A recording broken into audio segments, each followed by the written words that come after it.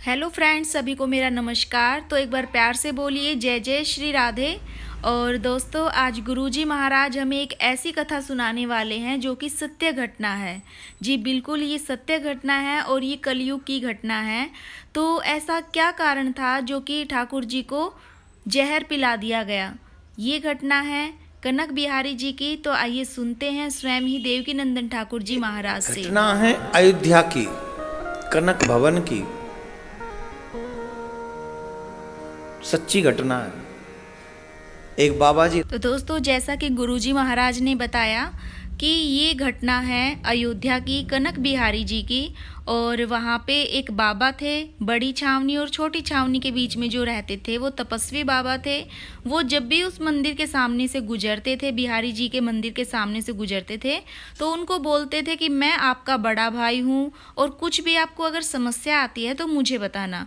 और लोग जो थे वो उनकी इन बातों को लेकर काफ़ी हंसते थे कि भगवान से तो सभी रक्षा के लिए कहते हैं और ये स्वयं भगवान को ही कहते हैं कि कोई बात हो तो मुझे बताना। एक दिन क्या हुआ, जो पुजारी जी सेवा करते थे कनक बिहारी लाल की, उनके बेटे को कोई बीमारी लग गई। जैसे नहीं खुजली वगैरह हो जाती है, तो कौन सा तोता होता है वो, एक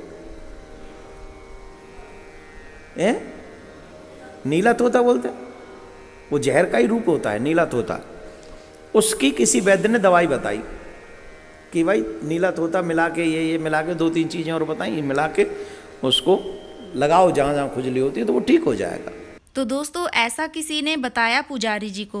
अब पुजारी जी ने क्या किया, वो नीला तोता तो ले आए, लेकिन उसको वहाँ पे रख दिया जहाँ पे बिहारी जी के भोग के लिए मिश्री रखी जाती है। अब हुआ शाम का समय और टाइम हो गया बिहारी जी को भोग लगाने का। तो दूध गरम किया गया बिहारी जी के लिए। और जैसा कि आपको पता है कि उनको मिश्री के साथ दूध पिलाया जाता है, मिश्री डाल के। तो वहाँ पे पुजारी जी से गलती हो गई। उन्होंने गलती से मिश्री की जगह वो नीला तोता वहाँ से उठाया और दूध में डाल दिया। और अब आगे क्या होता है वो सुनिए भगवान ने गुरुजी जब से। पान किया तो भगवान के अंग में वो विष वाली जलन प्रत्यक्ष भगवान को महसूस हो रही थी। रात्रि के 12-1 बजे करीब भगवान का रंग काला पड़ गया, पूरा काला पड़ गया।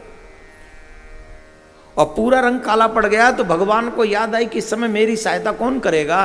तो उस समय भगवान को वही तपस्वी बाबा,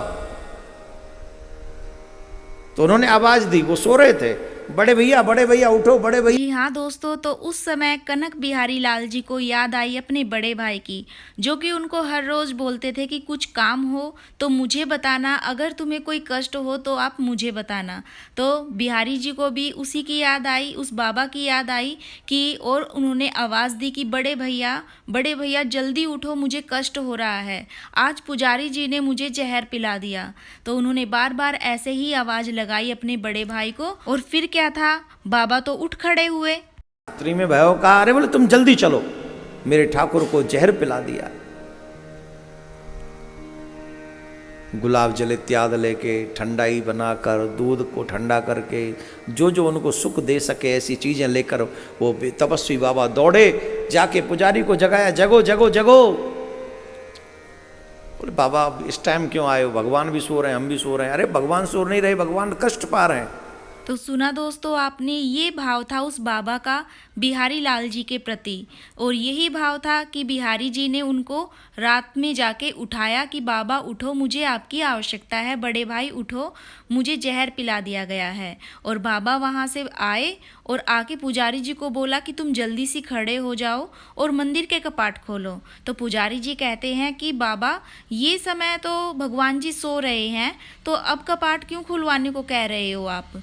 तो बाबा कहते हैं कि नहीं, तुमने उन्हें जहर पिला दिया है और वो अभी कष्ट में है, और उन्होंने मुझे स्वप्न में कहा है कि मेरा पूरा शरीर काला पड़ गया है, तो आप जल्दी से उठो। बड़ा भाई हर कष्ट आपके लिए सहेगा, आप बताओ आपका कष्ट कैसे दूर होगा। तो कनक बिहारी बोले कि मेरा कष्ट तभी दूर होगा, जो बचा हुआ गिलास में दूध है इसे जो पी लेगा, मेरा ये दर्द कष्ट दूर हो जाएगा। और फिर क्या था, तो दोस्तों महात्मा जी मुस्कुराए और बोले इसमें कौन सी बड़ी बात है, लो मैं अभी पी लेता हूँ इस दूध को। लेकिन कनक बिहारी जी ने उनका हाथ पकड़ लिया और फिर क्या बोले सुनिए। इस गिलास को 2.25 मन दूध में मिक्स करो रात्रि में यह पूरा संदेश आग की तरह फैल गया। ठाकुर जी के मंदिर के सामने हजारों की भीड़ इकट्ठी हो गई। तो इस प्रकार से कनक बिहारी जी ने महात्मा का हाथ पकड़ लिया और उनको कहा कि सिर्फ आप इस दूध को अकेले नहीं पिएंगे, बाकी सब लोग भी इस दूध को पिएंगे और उसके लिए आपको 2.25 मन दूध के अंदर इस दूध को मिक्स करना है और सभी को प्रसाद के रूप में बांटना है।